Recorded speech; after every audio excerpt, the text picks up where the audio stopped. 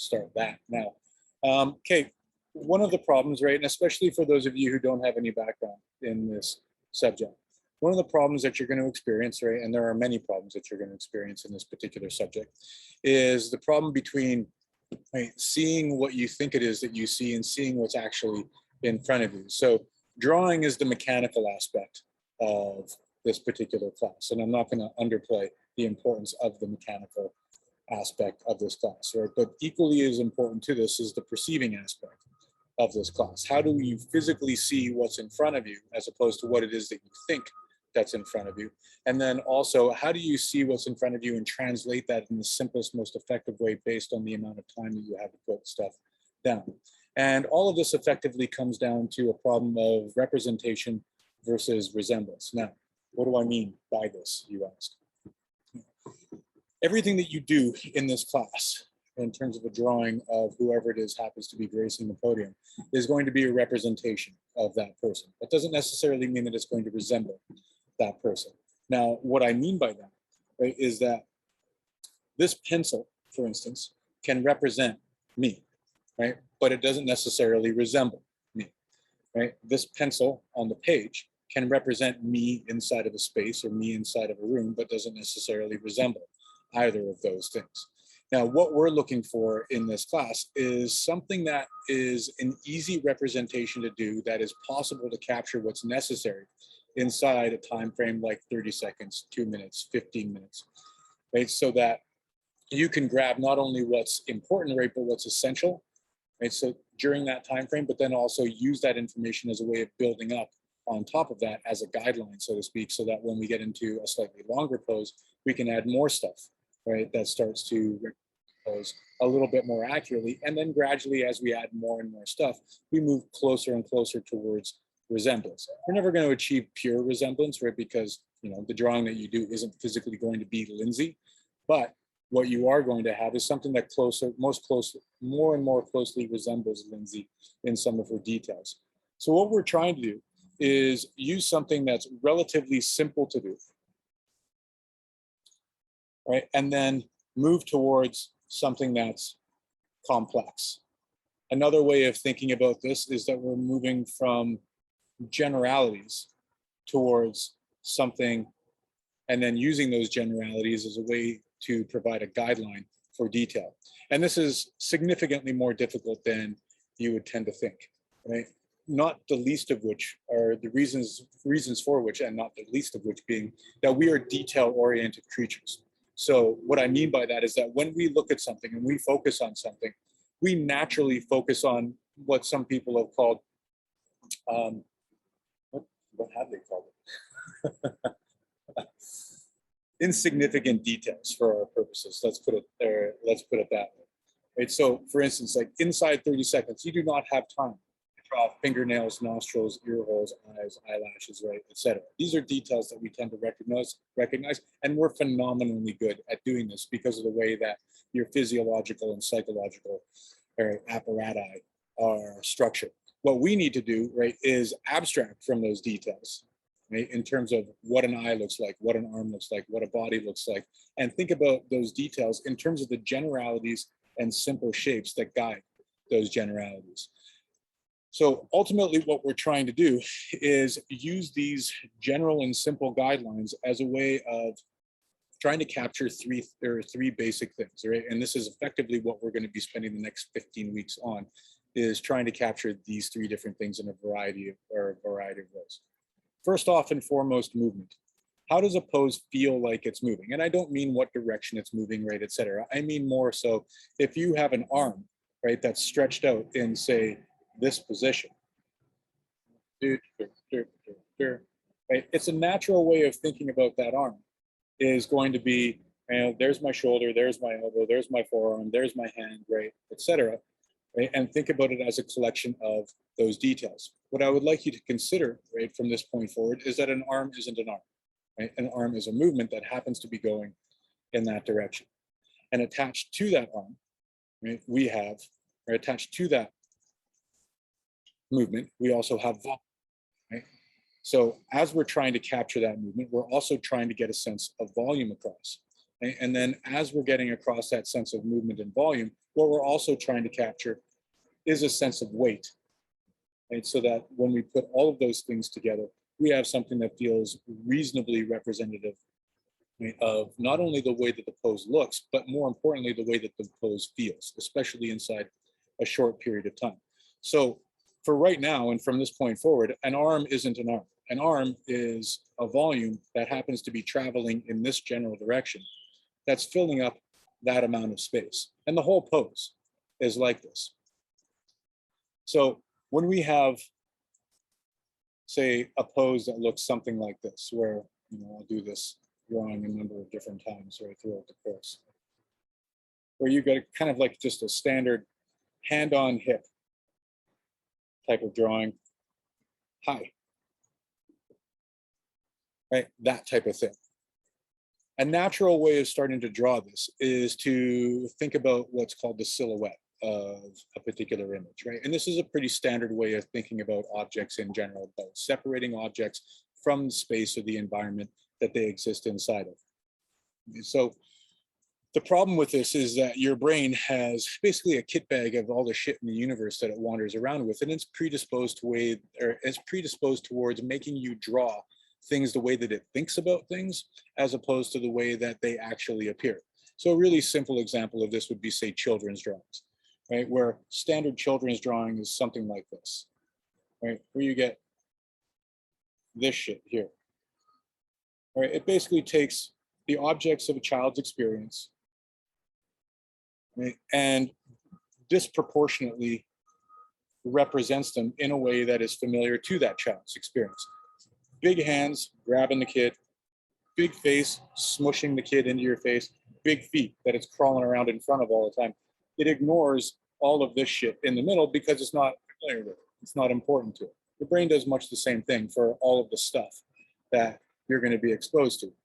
So, for instance, what I mean by a silhouette, right, of a particular object, right, is if I say hand to your brain, or to you, to your brain, directly to your brain.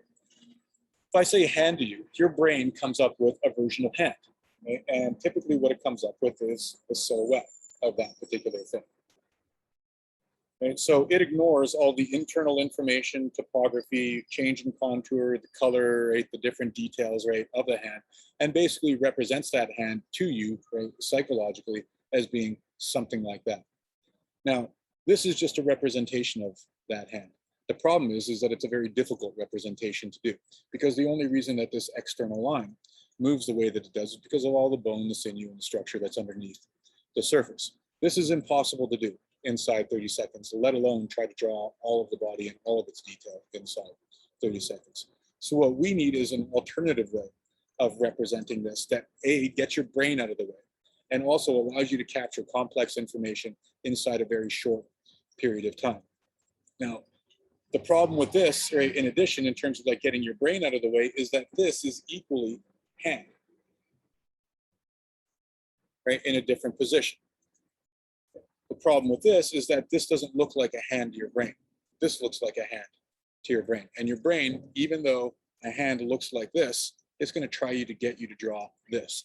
The whole body falls into this category. We have an idea of what the body looks like in general.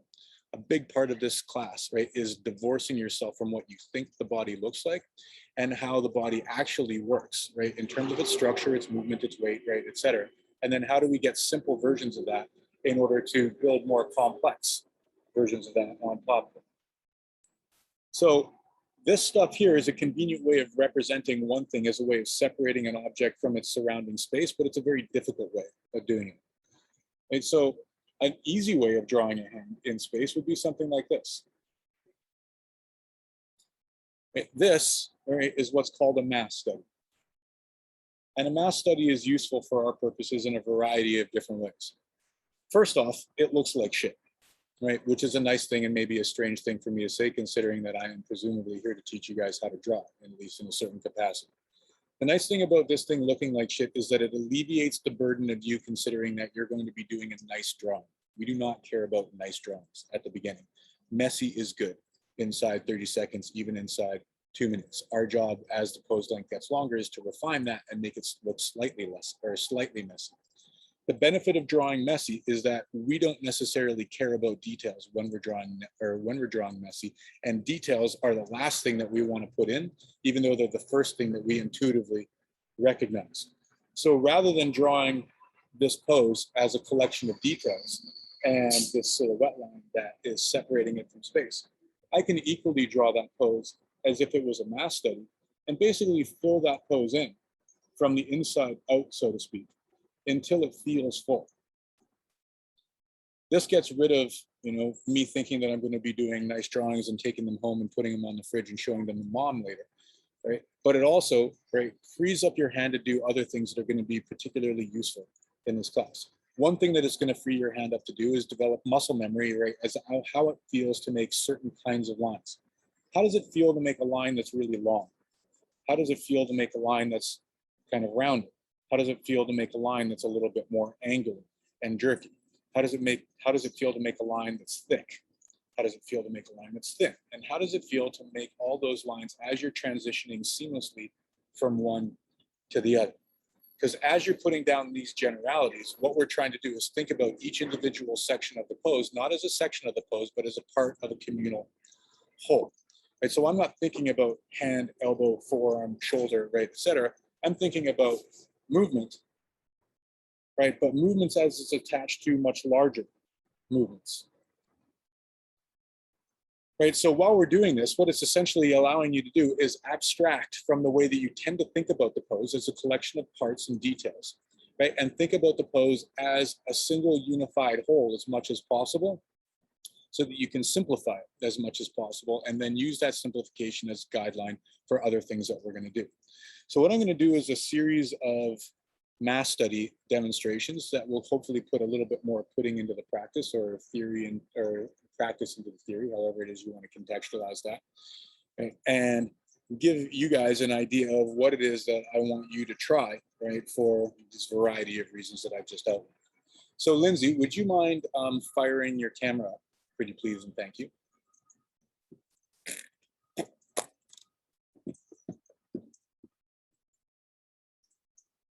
Lindsay.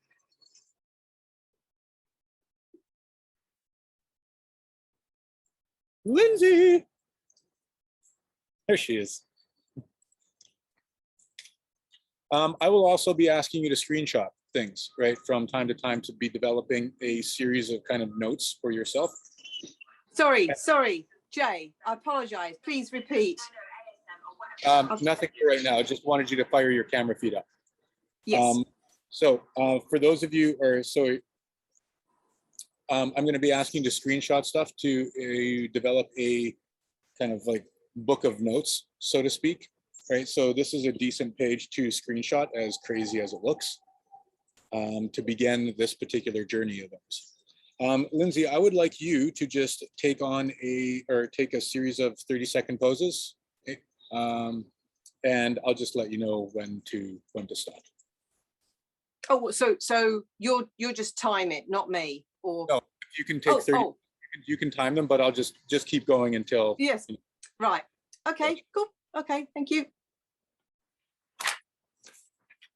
Okay. So what I'm going to ask you to try and do, right, in these next series of 30-second poses, and this will be equally applicable for those of you who have a little bit more experience as opposed to those of you who don't. This will be particularly useful for those of you who don't have any experience in this as well, though, right? Because it'll break down basically every way that you've ever thought about drawing things, right? And start something afresh. Okay, Lindsay, stage is yours.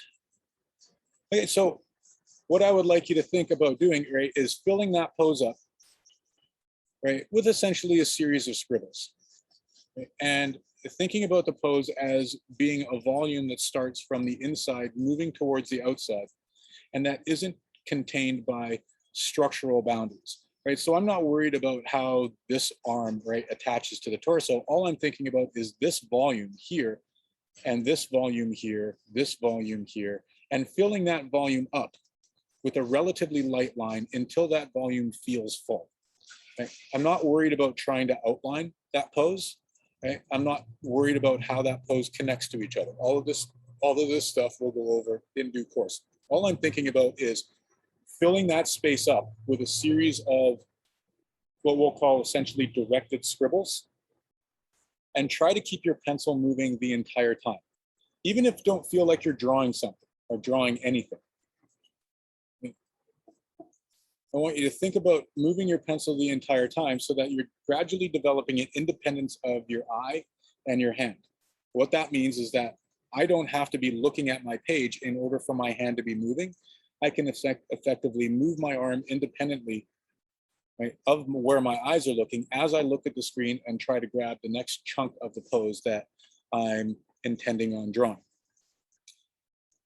As I'm doing this, what I'm also trying to do is keep my pencil line relatively light. This is going to be crucial, right, in terms of the success of your drawings, right? Because in order to use this as a guideline for anything more specific, I need to have that guideline relatively light so that I can build up on top of it. Right now, how you're going to be building up on top of it, right? So that, you know, this looks a little bit sexier, right, than this collection of scribbles. We're going to be using this as a guideline, right, for them, what I'll call structural stuff. What does a pelvis look like, right? What does a leg look like? What does a lower leg and a foot look like? Right? What does a back look like? Right? What does the profile of the torso look like? How do I structure a shoulder and an arm? And the head, right? How does that attach to it? So you can see it's like I'm gradually using that really light guideline as a framework, right, for something that's a little bit darker, right, but also something that's a little bit more complex, right? But you also see it's like how that guideline doesn't necessarily reflect on a one-to-one basis where all of that structure is going to be. So we're not trying to be accurate, right, inside these types of drawings, right? Because accuracy isn't the goal. What we're trying to do inside drawings like this is fill up space and capture movement, right, at the same time. So you might be able to do multiple versions of these inside 30 seconds, as opposed to spending the entire time doing this or doing a single one. Because ultimately what you end up getting pretty good at is capturing this stuff inside not only 30 seconds, but in say 5 seconds, right, or 10 seconds. Right? And you become particularly good at this, right, because patterns start to emerge that occur in multiple poses. Okay, your right leg is cropped out, Lindsay. Perfect. Yeah, great. Thank you.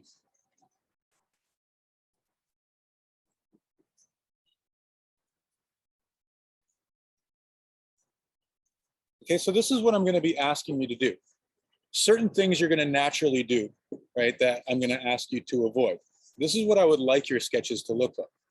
This is one way of interpreting what it is that I'm doing, that I don't want you to do.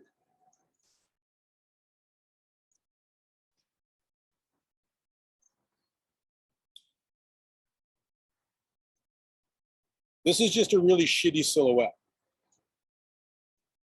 right? That you can just keep changing poses, Lindsay. Right, so don't do this, right? Basically, you just got a really messy exterior line, but you're still thinking about the pose as having an outline. What we want is filling up from in here. The other one, right, that people tend to do is this.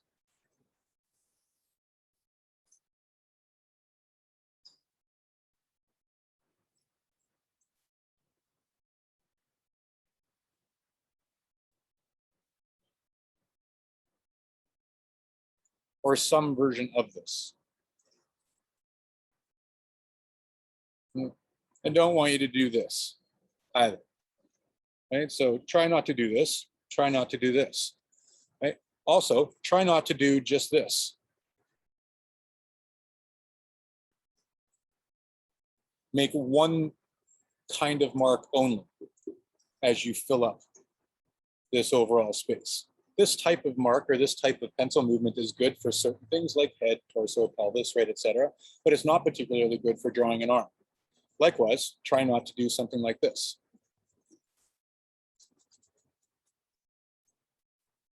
Just like these types of marks are really good for certain things, they're only good for those certain things. What we want is a kind of variety of marks, right? So sometimes we want marks like this. Sometimes we want marks like this. Sometimes we want long marks.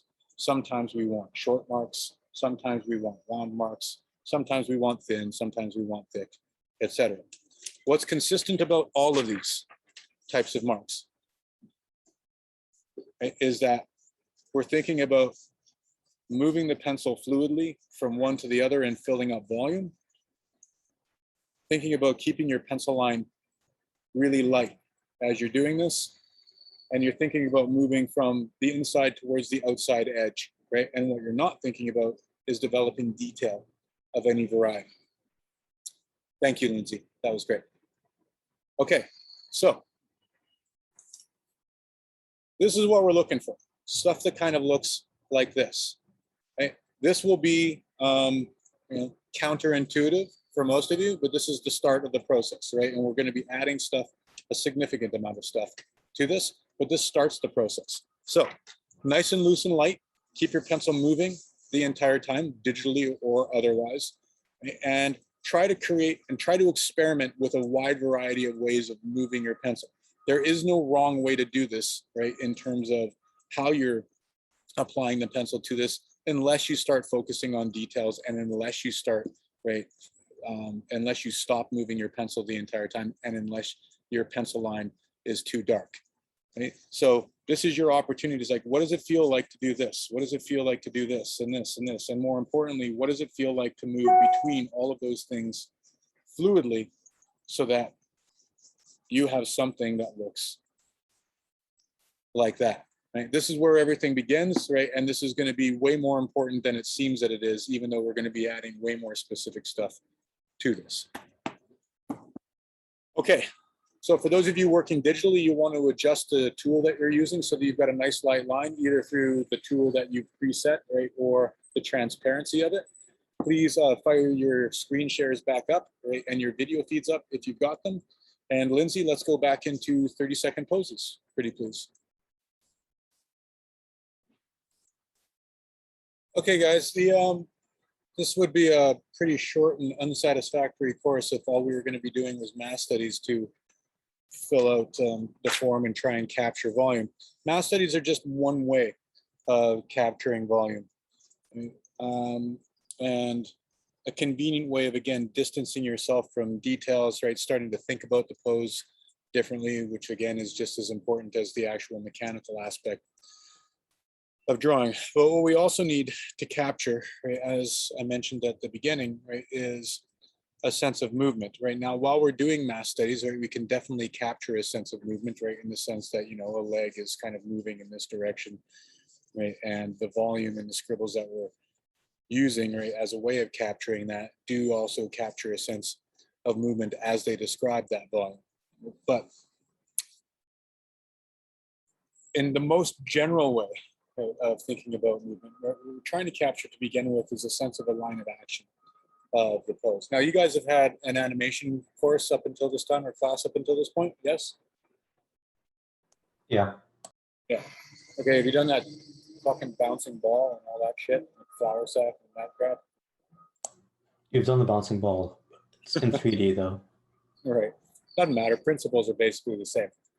Right. So if you have, say, that ball, right, that you're just getting to move from one spot to another spot, as that thing travels, right, along this arc of movement, right, that's a line of action, right, in between one point and another point.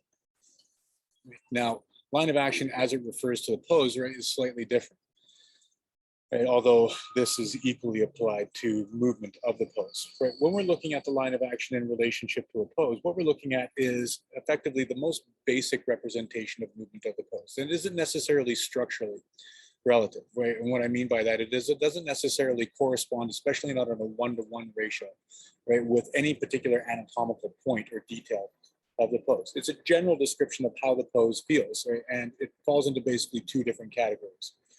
One type of line of action is going to be an S curve. The other type of line of action is going to be a C curve. And you have varying degrees of extremity of each one of those things. Right? So you can have a really extreme S curve, a really extreme C curve.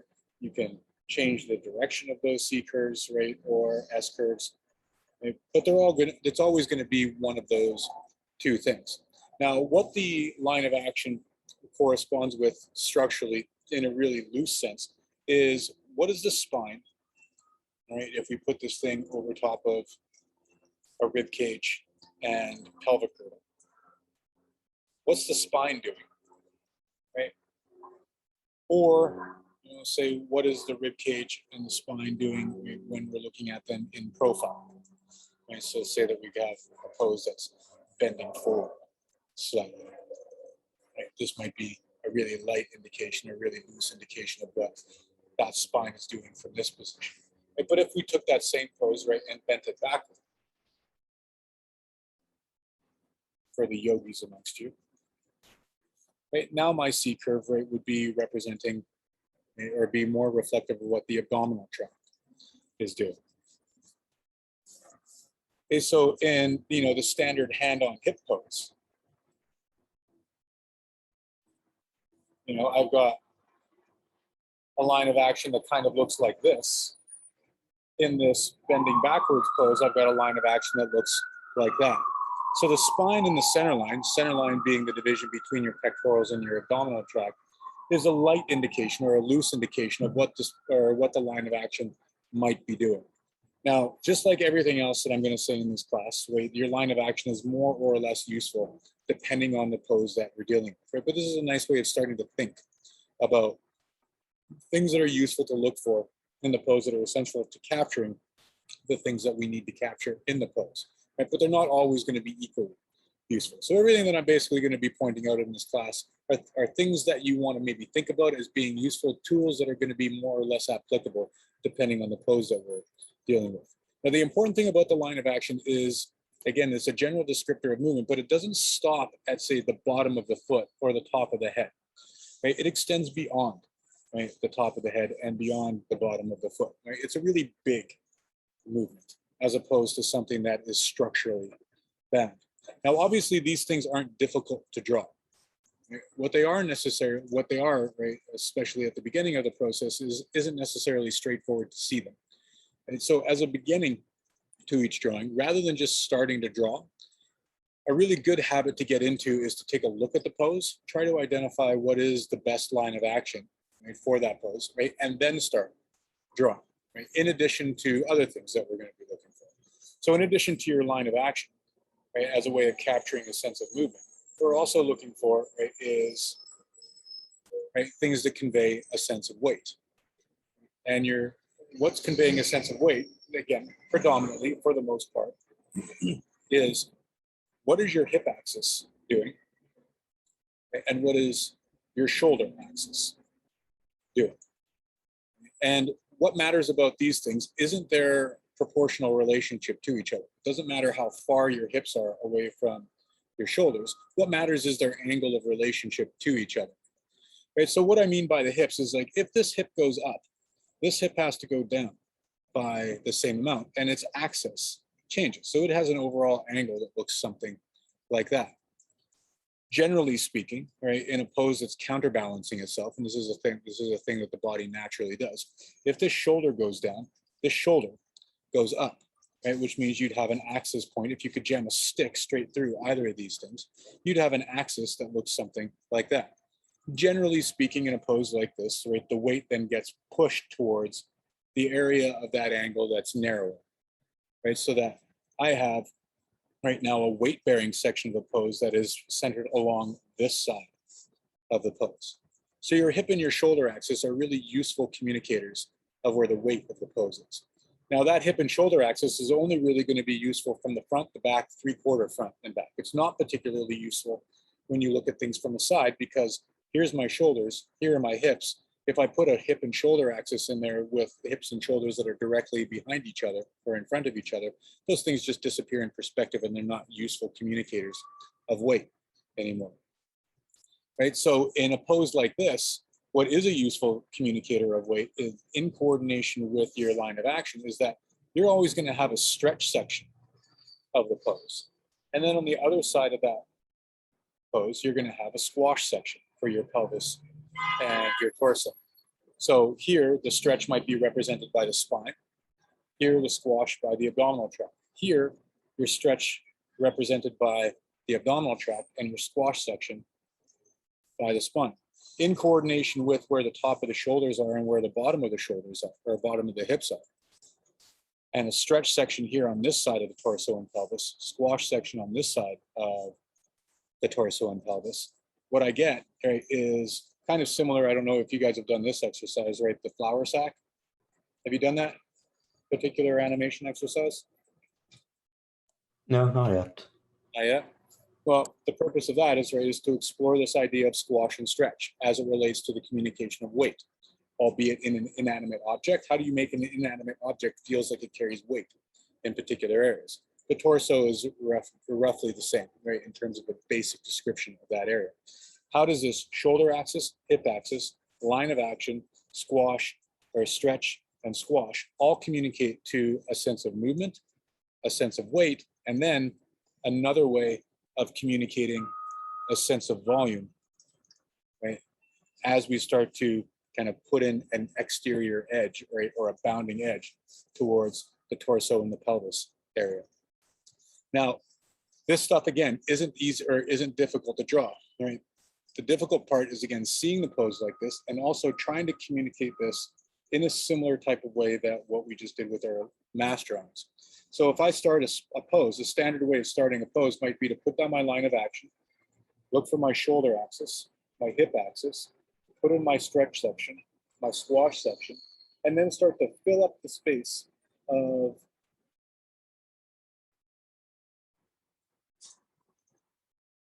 the appendages in much the same way that we've done, right, with your mass studies.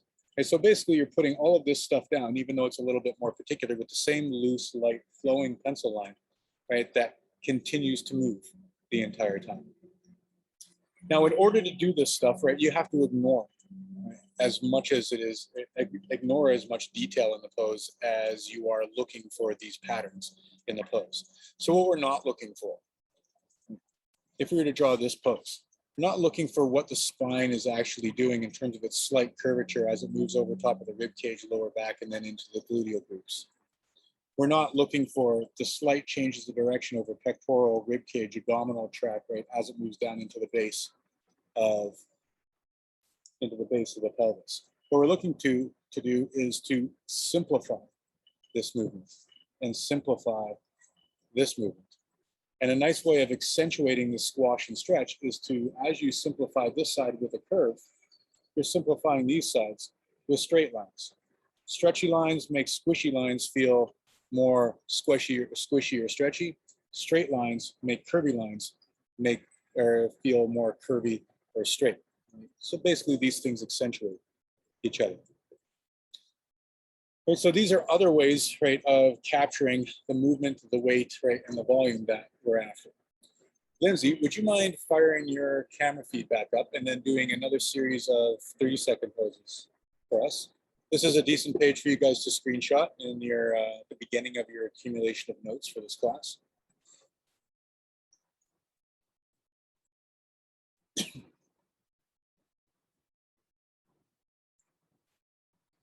Lindsay?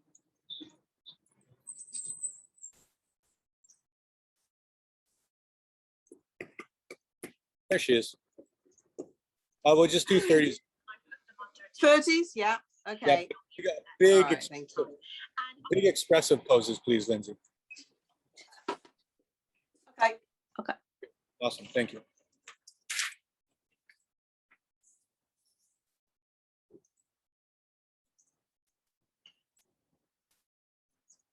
There's a very big and very green spider on my patio right now. I'm fascinated by it.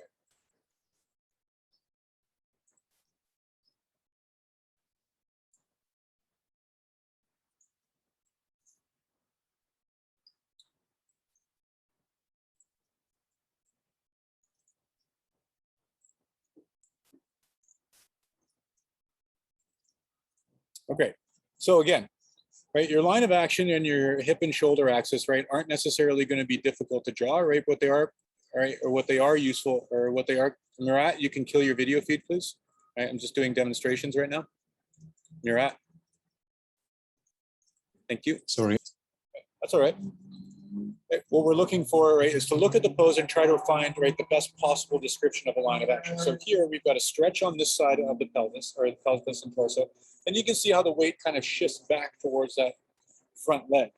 Right? So what we've got here is a soft S curve. In coordination with that, we've got a shoulder axis that's coming down like this, a hip axis coming out like that, and as a result, we have a stretch and a squash that looks like this.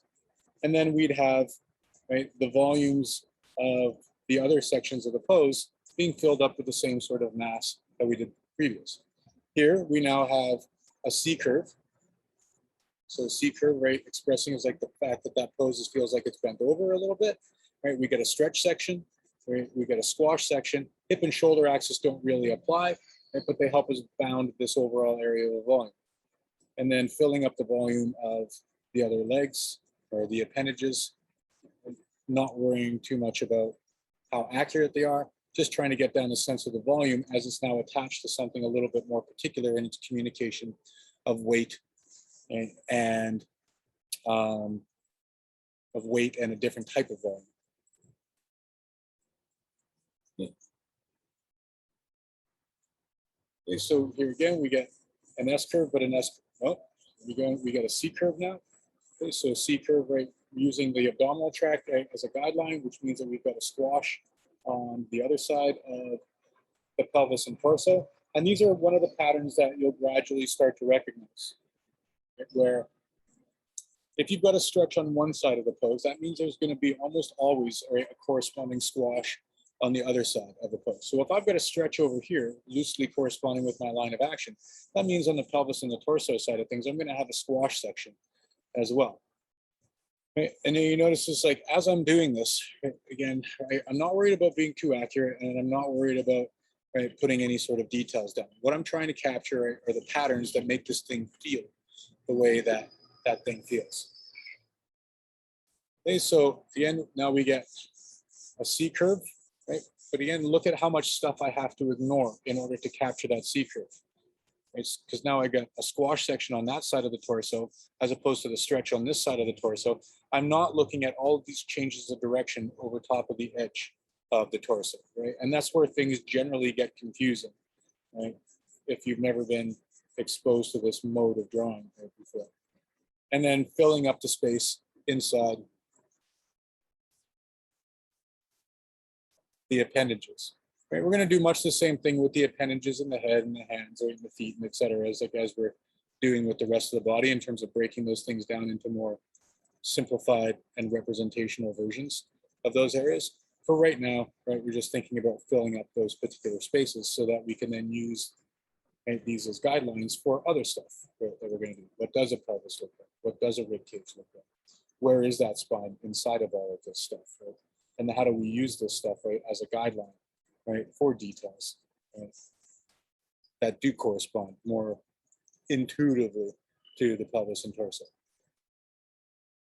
Okay, so again, we get a C curve, shoulder axis, hip axis, stretch section, squash section. Right, so never mind, right, we get a C or S curve, stretch section, squash section, shoulder axis, hip axis, right, and then filling up, right, the rest of the volumes in the same sort of mass studies that went over. Right, so look at how this line of action doesn't correspond really in a one-to-one ratio towards especially this leg or even this torso, right, and pelvis. It's a light indicator and a nice way of starting to draw the pose, right, but it's not something that you necessarily are trying to make accurate. You're not trying to do this. Draw the perfect line of action, right? This isn't necessary. What we want is something like this that we can then flow into these things with relatively quickly and easily. Thank you, Lindsay, that's great. Okay, so what we're trying to do in this next series of, we're gonna do some 1-minute poses, right, is I want you to just take a couple of seconds at the beginning of each pose and look at the pose. Look at the pose, try to identify what the line of action is, where the shoulder axis and the hip axis are, especially what their angles relative to each other are. How far apart they are from each other doesn't matter. Right? And then corresponding to that, where is the area of this that's stretching in the pelvis and the torso? Where is the area that's squishing in the pelvis and the torso? right? And you're trying to put all of this stuff down fluidly, which is why you're looking at the pose first, drawing second, right? And then moving directly into a mass study of the remaining appendages for the rest of the pose. Any questions?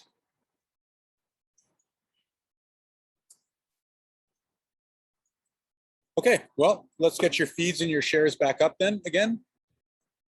This just happens to be a particularly useful way of representing the arm. And likewise, this is a particularly useful way of representing the leg and making it relatively easy. But this is not a leg. Neither is this an arm. These aren't legs and arms, or these aren't legs either, but they're using that basic structure as a way of more effectively grafting detail and more specific structural shapes on top of it. So when I'm putting down this overall shape for either a leg or an arm, what I'm trying to do is put that down relatively lightly and loosely, right, in the same way that we're putting down the mass study at the beginning of the class. Now, this is only true of like a leg and an arm if they're in a straight position. And the general rule is like if a leg isn't bent, right, or if it has a very subtle bend to it, you want to treat it as a single shape as opposed to, right, multiple shapes, right? And that's the intuitive way of thinking about a leg or an arm, right, is upper leg, lower leg, foot. Right? What I want you to try and think about the leg is if it's in a straight position, thinking about it as a single shape, and that single shape, right, being something that's like this. Now, the reason that I say that this is only useful if it's in a straight position is because when the leg bends, the upper leg tends to be more rectilinear, whereas the lower leg tends to be a little bit more triangular. And likewise with the arm. The upper arm tends to be a little bit more rectilinear or tubular when we start dealing with three-dimensional shapes. Your lower arm tends to be a little bit more triangular. Right now, these aren't triangles that come down to a point. These are triangles that have just a little bit narrower end to the funnel, right, at the wrist or the ankle end than they do at the elbow or the knee end, right? So we're not trying to bring these things down to a point in a Tim Burton-y type of way. We're trying to bring these things down so that they've got a little bit of volume there to attach the foot or the hand to. So if I'm going through, right, my standard hand on hip pose again, my progression might be now shoulder axis, or sorry, line of action, shoulder axis, hip axis, stretch section, squash section, single shape for this leg, maybe two shapes for this leg as I try to capture the upper leg versus the lower leg. Oops. Likewise, single shape for the upper arm, different kind of single shape for the lower arm, single shape for that entire arm. So again, I'm trying to reduce things down into effectively what amounts to 2 or 3 different dimensional, or sorry, graphic shapes. Something there are things that are roughly circular or oval, things that are roughly rectilinear, things that are roughly triangular. This is what I was meaning by abstracting from what it is that we're looking at in the pose as a way of capturing what is essential and simple about the pose first. Okay, so this is also what I was meaning, that legs aren't legs, arms aren't arms. Arms are shapes that are moving in a particular direction that we're trying to put down loosely as they relate to other shapes and other patterns in the pose, right? And we'll go over this more, right, as we get into the next class. Lindsay, would you mind firing your camera feed up again? We can screenshot this as well.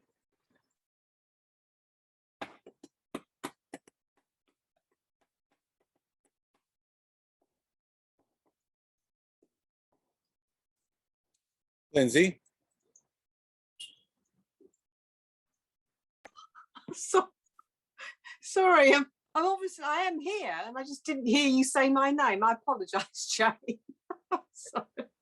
We'll do some 2-minute poses if you would, please. Yes, certainly, certainly. Wonderful.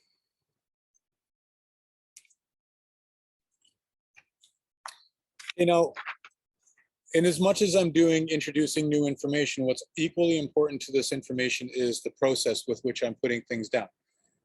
And so ultimately what we're going to be going through is a multiple layers, right, of a process that's associated with, creating more consistent and effective drawings. So as you're trying to put this stuff down, you're not only trying to put this stuff down, right, in a way that's similar to what it is that I'm asking you to try, right, but also putting it down in a particular order. Okay, so first off, taking a look at the pose, right, just trying to identify what is the most appropriate line of action. So I can tell that this shoulder is tilting down, this hip as a result is going to be tipping up, right? And as a result of that, the stretch side of the pose is going to be on this side. The squishy side, the squash side is going to be on this side, which means that the line of action is going to be stretching like this. And because the weight is being shifted slightly as a result, I've got a rough S curve.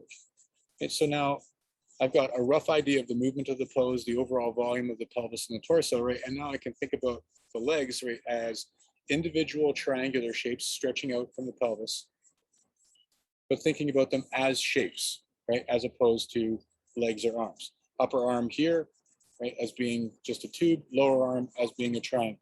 Lower arm here as being a triangle, upper arm here again as being a tube. And you notice that as I'm putting this stuff down, I don't need the feet, the hands, or the head, right, in order to communicate the overall feeling of the pose.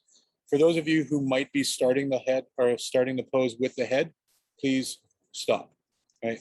This might be useful information, especially because of like all the drawing books that have been printed right throughout the last 100 years about the head is, or the pose is like 7.5 heads high, right? Or 8 heads high or 9 heads high, depending on the context in which you're dealing with it. While all that's useful in certain contexts, it's entirely fucking useless in this context because we don't have time to do this, right, with it. And the head is just along for the ride. Everything else here is the thing that moves the head. There's nothing wrong with putting the head in after the fact, right, as some sort of like basic shape, right, as well as putting in some sort of like landmark for the hands, right, or the feet, right? But please try to stay away from starting with those particular things. They're not going to be helpful. If anything, they're going to be hindrances to what it is that you're doing. Okay, so now we've just added another chunk of information, right, to this particular process. And so again, we get a line of action like S curve. Right, we've got your stretch side on the front of the abdominal tract, which means I'm going to have a squash side on the lower back as it counterbalances. Hip and shoulder axis aren't particularly useful, right, but I can put in a rough idea of where they are. So as I've got a way of developing a sense of volume inside the pelvis and the torso. Single shape for this leg because it's not bent, right, roughly triangular. 2 shapes for this leg, something roughly rectilinear versus something roughly triangular. Upper arm, just a tube coming off of that shoulder area. Lower leg or lower arm, triangular as it moves towards the pelvis. Right? You know, I can put in a rough idea of what the head is doing. Now, once you have this down, this again is just a guideline, right, for the things that we're going to be dealing with in terms of details, right? And the idea here is to have a guideline that's going to make putting things down a little bit easier for you as we start to now put in more specific structures of the leg. So I would, or of the pose. So I would encourage you to try and go in and, you know, figure out how to use that guideline as a way of developing more specific stuff in the pose. Just keep in mind that we're going to be going over what that stuff is, right, in due course. Right? So this portion of the example is just by way of showing, you know, where it is that we're going with this. Right? And also to show that you can start off really loosely, right, and really generally, and still move towards something that feels relatively accurate in terms of its structure and its identifiability as, you know, an actual human being. Right. So that would then be used, right, as again a further guideline for other types of details, right, where I wanted to say maybe get a little bit more particular in terms of what that edge line looks like, right, et cetera, et cetera. Okay, one more example. So again, a light S curve, shoulder axis, hip axis, stretch side, squishy side, simple line or simple shape for this leg, simple shape for this leg. Even though that leg does have a slight bend to it, it's not enough for me to treat as an entirely separate, 2 entirely separate shapes. This has 2 obvious shapes, more triangular and more tubular, depending on, which side we're dealing with or what section of the arm we're dealing with, and then a rough indication of what the head is doing. And then again, using this as a guideline for other stuff. One thing that you can look for that will be particularly useful, and we'll go over this in the second half of class, is what's the spine doing, right? Or what's the center line doing? This is a nice way of controlling perspective twist. This is also going to be one of our basic structural units as we try to make sense of how to make this really loose gesture a little bit more accurate structurally and proportionally as we've got more time to do so.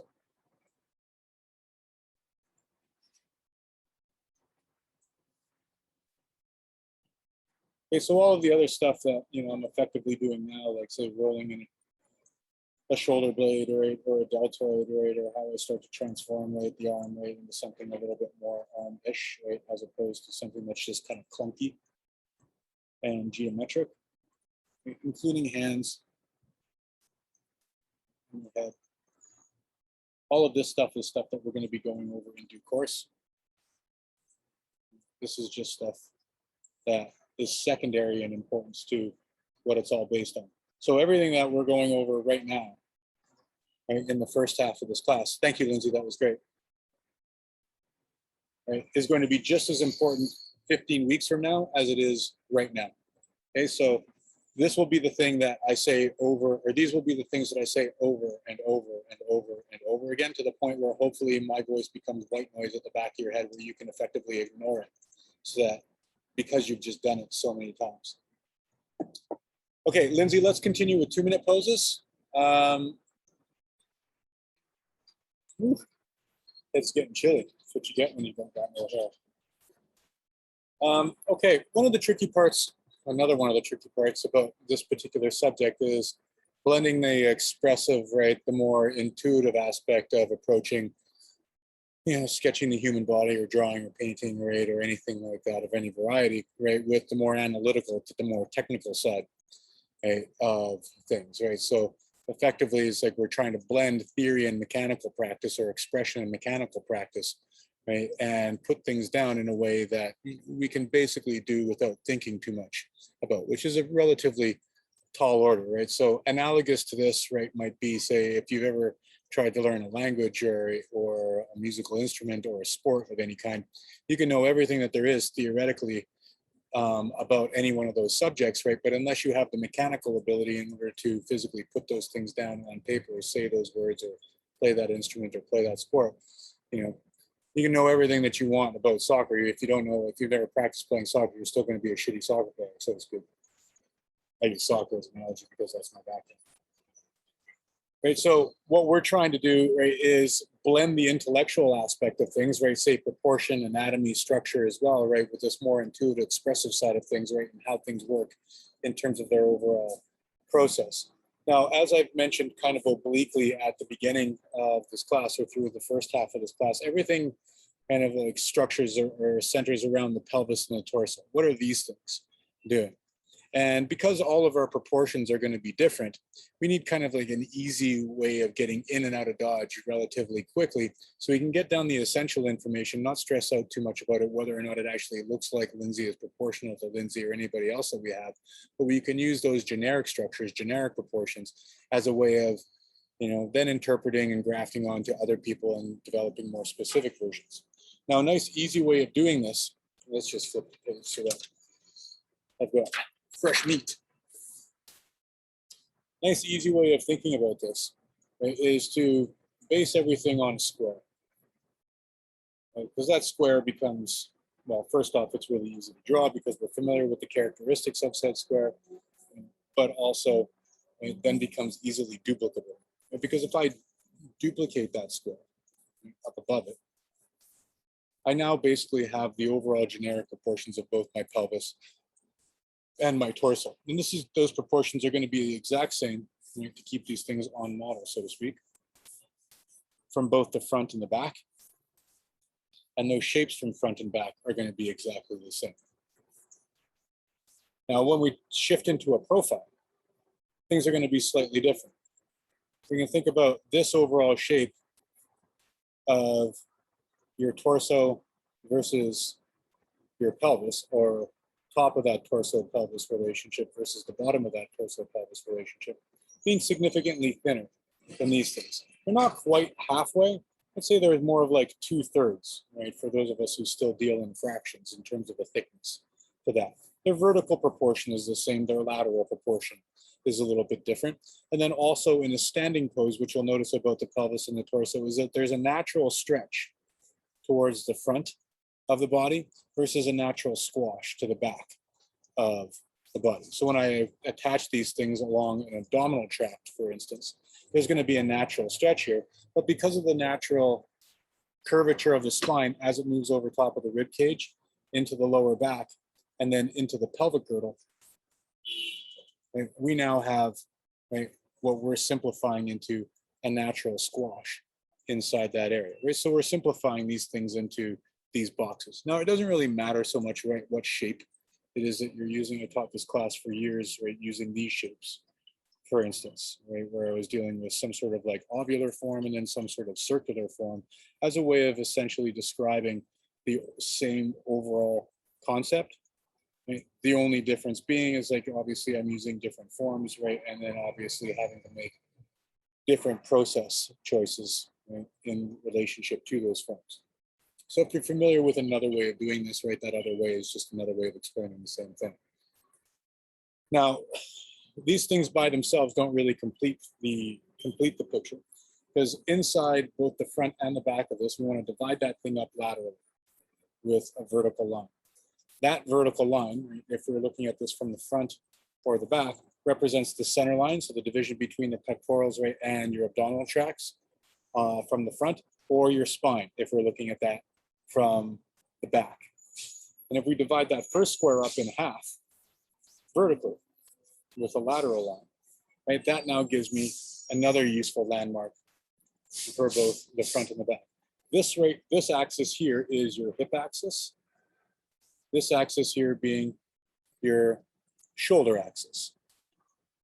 And now your hip axis effectively refers to what is what's going on with your pelvic girdle skeletally. And by skeletally, I mean, it's like, where does your femur physically insert into your pelvic girdle? We're basically taking this first chunk, or this chunk of the pelvic girdle, and smushing it into that area there. And what we're saying is that essentially this area here and this area here are going to be reflective of what happens when your femur goes up or your femur goes down to change the axis of your hip. Now, a good landmark of this is basically the top of your last abdominal tract. So your abdominal tract comes down and it basically attaches to your pubis like this, right? If this is a whirlwind of anatomical information for you, right, don't worry about, we're going to address this stuff more specifically in greater detail later on. This is just a way of me explaining what it is that we're doing and why it is we're using the shapes that we're using. Basically, when you come down to the bottom of your abdominal tract, when you're looking at that thing from the front, what you'll find is that there's a little triangular chunk that sets up that represents this section of your abdominals. And at the top of that last section, you basically have a protrusion that is a little bit more aggressive than other abdominal chunks because we have a fat pad that sits here, and because most of our models are top lit most of the time, right, this fat pad catches a shadow. That shadow basically forms the top of this V. The bottom of the V essentially indicates where your abdominals and your legs are interacting with each other. This is what's called your pelvic plate. At the base of the spine on the back, right, what you have is another little triangle.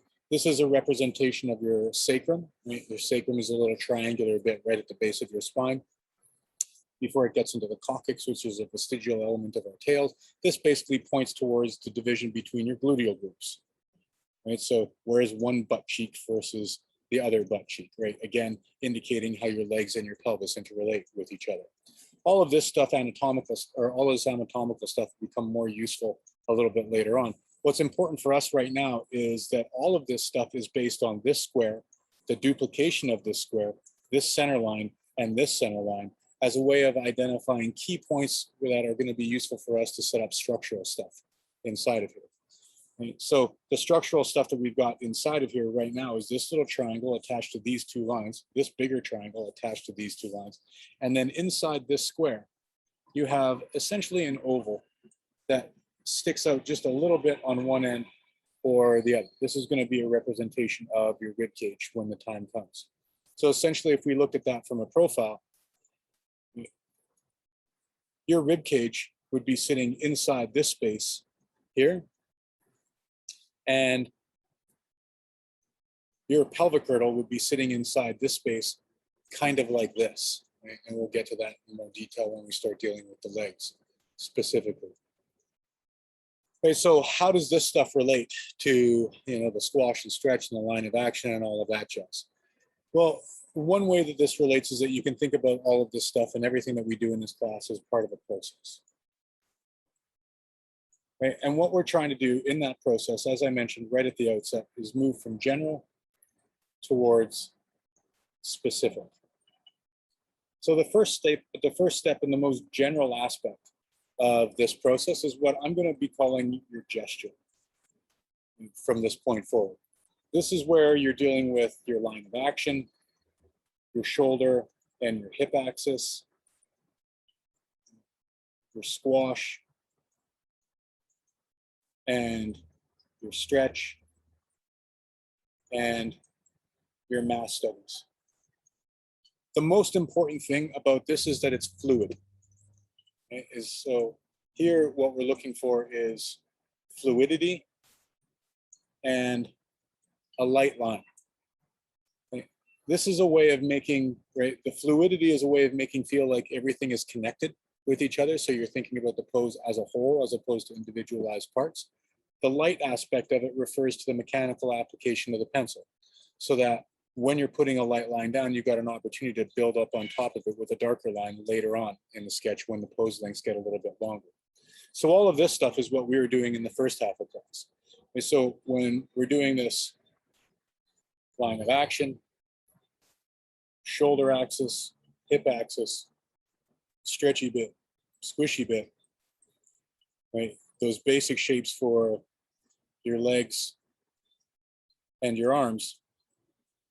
When I'm referring to the gesture, this is what I'm referring to, is that being put down as a basic guideline for other stages of the process.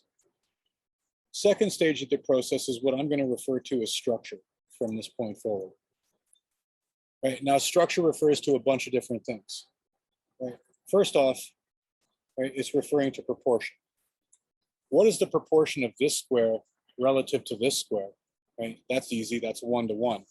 Right? But then how does this pelvic area here relate to this torso area here, right? Whereas that's 0.5 to 1 in terms of their overall proportional relationship. The point is that I've got one area of the body that's proportionally locked into another area of the body. And because it's a generic proportion, it applies equally to everybody that we're going to be drawing. Right? No variance need apply, so to speak. Right, so we've got this proportion, and then attached to that proportion, we also have some basic shapes. Right? Those basic shapes for our purposes right now are the two-dimensional versions of shapes. This shape versus versions of that shape versus versions of that shape. Oh, I gotta let my cat inside. Hold on. There you go, little muffin. Get in there. Okay, so this is the structural stuff that we're going to gradually be adding stuff to inside of this, right? Becomes basic anatomical, right, or a simple anatomy, right? Relationships as well as the shapes that they're based on. And then in between here, there's a third stage that I'm just going to leave as kind of like a question mark for right now that we'll gradually add stuff to. And then your fourth phase is ultimately going to be details of a wide variety. So we're basically using this stuff as a guideline for this stuff plus this stuff as a guideline for this stuff, and then these things all added together as a guideline for this. So the intuitive way of drawing is going to be to start with this. What I'm going to be asking you repeatedly to do is to start with this stuff. Okay, so I'm going to do a couple of demos. Lindsay, if you wouldn't mind firing up your camera once again for our collective benefit. Before I flip the page, everyone, you're going to want to screenshot this because we'll be coming back to it repeatedly.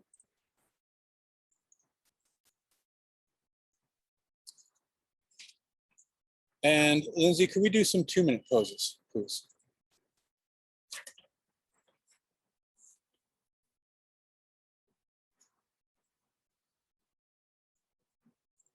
Yeah. Long days right now, guys. Working on a mural at the same time. It's sucking up a lot of my time. That's why my hands look like they've been in a fucking car crash. They look better than they did yesterday. Went on a run on Sunday morning after priming the wall red and looked like I was basically covered from elbow to fingertips in red. It's the exact thing you want to see running out of the forest at you. Okay, so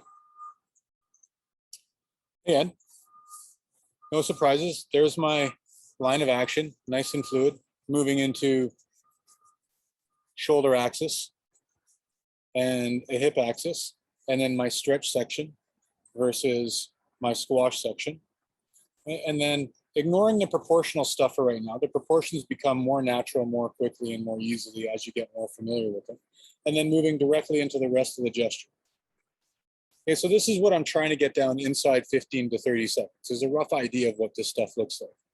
Now what I'm doing is trying to use this as a guideline to go back in and say, all right, this is where that first square is going to be. And then based on the position of the center line, I can tell that the center line is slightly closer towards this side than this side. So I want to try and place that center line next to the side that it's closest to, because it's going to be easier to guesstimate that space. Now, once I've started to move into this proportional phase, you notice it's like that I'm starting to draw slightly differently as well. I'm starting to slow down a little bit and take a little bit more time. I'm still not trying to make a perfect square here. I'm just trying to make this shape a little bit more accurate, this position of this thing a little bit more accurate, so that when I come to place this square, right, I've got a little bit clearer of an idea of the accuracy of those two proportions relative to each other. Likewise, now I'm starting to come back in and place this center line here, so that when I come in and place this V at the front of the pelvis, right, you can kind of see that basic shape that was starting up using the shorts as kind of a guideline, right, and then the insertion of the legs into that pelvic girdle as the bottom of that V. I now have a rough idea of the proportional relationship, but also the perspective twist, right, of that particular shape. Right, so when we control this center line, I'm not only controlling, right, structure, but I'm also controlling perspective, right, and the amount of one side versus another side that I can see. Okay, so this is all I'm trying to establish over top of this proportionally. Lindsay, sorry, could we do, Lindsay? Could we do poses that don't have any foreshortening in them for right now? Doesn't matter. No poses with foreshortening. Yes, please. Okay, fine. Thank you.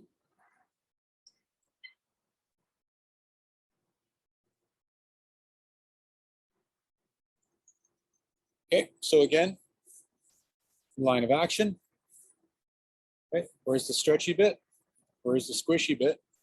Right, shoulder axis and hip axis need not apply, but I can still kind of like guesstimate where the top and bottom of the pelvis and the shoulder are relative to each other at that gestural phase.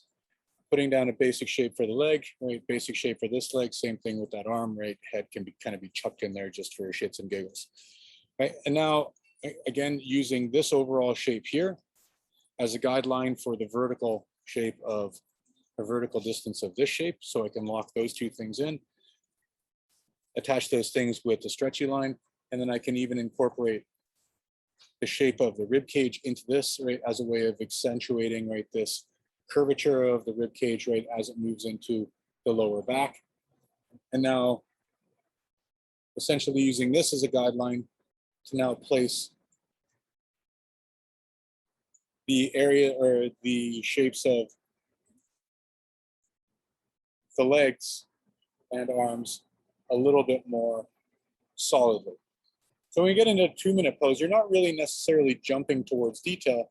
What you're doing is essentially using your 30 seconds as a guide to start to place shapes a little bit more solidly and to change the proportion, right, of the pose if necessary.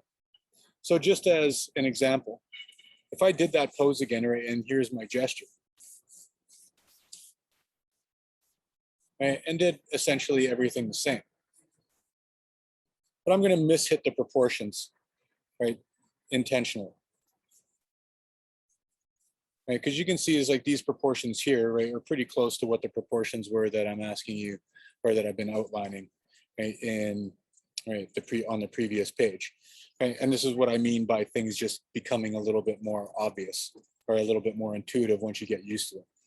So let's say that this is my initial proportion of my torso and my pelvis because of my squash and stretch. Well, if that's the case, and this is the proportion that I now put in for my pelvis, that means that my torso has to change accordingly. Doesn't mean that it changes the gesture. All that it means is that I change the position of what it is that I put down initially in favor of the proportion that I now recognize as being accurate. So this is another way of saying that your gesture isn't going to be accurate. Your gesture is always going to be inaccurate in some way, shape, or form. It's just a matter of figuring out how it's inaccurate, right? And this is a good way to start this. Okay, so again, if we do this last example, line of action, shoulder axis, hip axis, not really a lot of squash and stretch to mention, right? So what I can do instead, right, is basically just use these generic proportions as a way of setting up a pretty simplified overall initial shape. Use those simplified shapes for the legs and arms.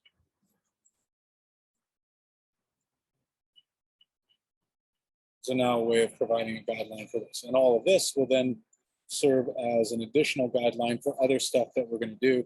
And I'm just going to kind of block in a version of those things. So you've got a rough idea of what those things are going to look like as we move forward. Okay, so what I'm hoping to communicate here is that, you know, there's a process, and the familiarity with that process, right, and all the contingent parts of it being structural, right, anatomical, proportional, right, whatever, all, right, etc. This is what leads towards the consistency of things. Thank you, Lindsay, that's great. Right, what you will find is that as we start to, Lindsay, that's great, thank you. What you'll find is that as we start to add more pieces of information to whatever it is that we're doing, is that you're going to naturally, and the pose length gets longer at the same time, is that you're going to naturally want to try and become more and more detailed more and more soon and start isolating different sections from each other. My very strong suggestion would be to try to stick to this process of gesture, correcting the gesture with proportion and structure, and then correcting that again with the more specific structure, anatomical reference that we're dealing with, process that we're dealing with, and then gradually leading towards detail. Okay, so let's give that a go. Lindsay, let's go back into 2-minute poses, please. Perfect. And again, limiting the foreshortening or getting rid of the foreshortening if possible. Thank you. And maybe make a little bit, maybe make this abstract, or what might be abstract, a little bit more coherent and tangible.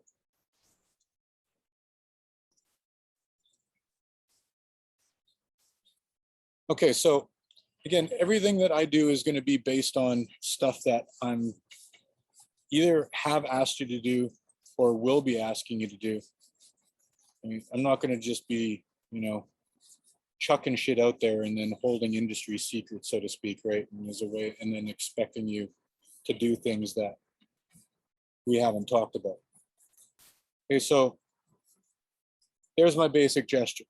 Right? And now my basic structure, going back in, right, applying this square versus this square to reestablish proportion, right? Placing the center line a little bit closer to this side of the pose than the other, as a way of controlling perspective twist, placing this center line here as a way of establishing where the sacrum is, right? And then everything else that I do from this point forward is effectively going to be stuff that we're going to be going over in due course, right? So say, for instance, like turning these 2-dimensional shapes into something that's slightly 3-dimensional as a way of getting a clearer idea of where that perspective twist is, but developing volume.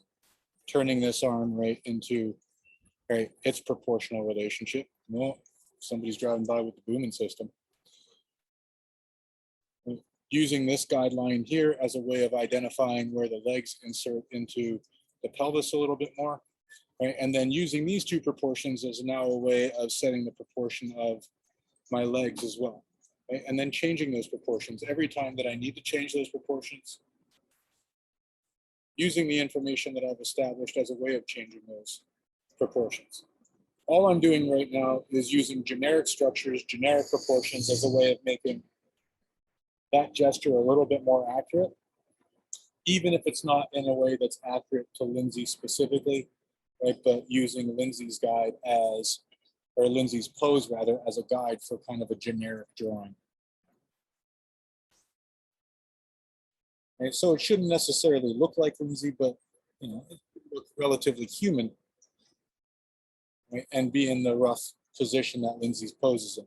Right, so that would be maybe be the structural phase, right, of the pose. You're shifting the camera so that the proportions don't look so wonky because of the perspective of the camera.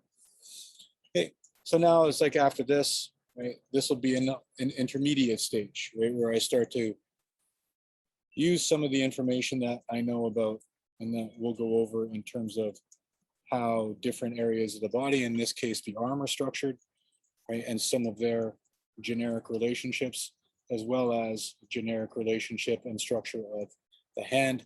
Same thing with the generic structure of the glutes, right, and a more developed idea of the pelvic girdle, right, as it gets into, right, your obliques, right, and gluteus medius, right, what's happening, right, with this version of the profile of the leg. And all the while, it's like I'm also keeping in mind that what I put down might not necessarily be 100% accurate.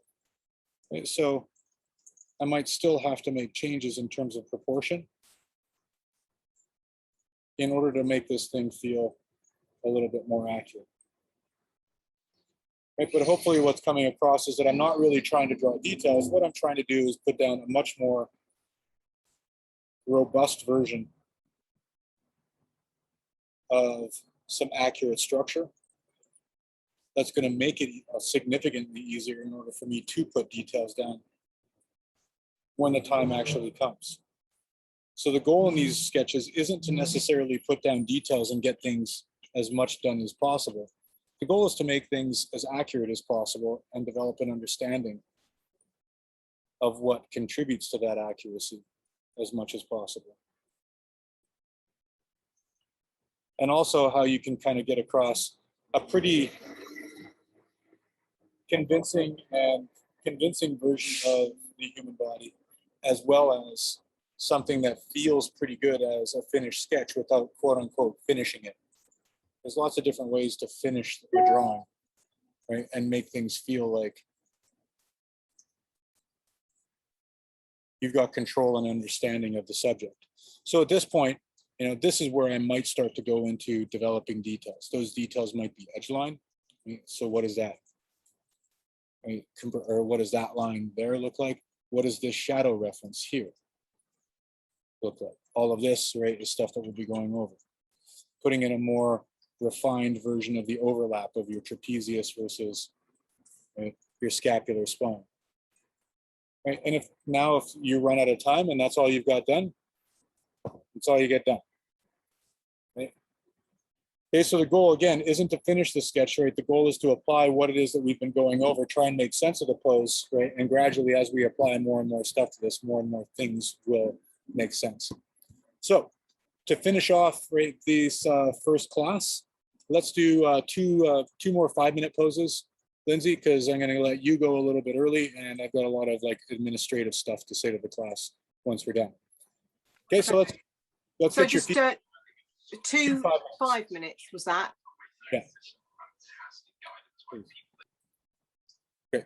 Okay, so let's get your feeds and shares back up, and let's finish this baby off.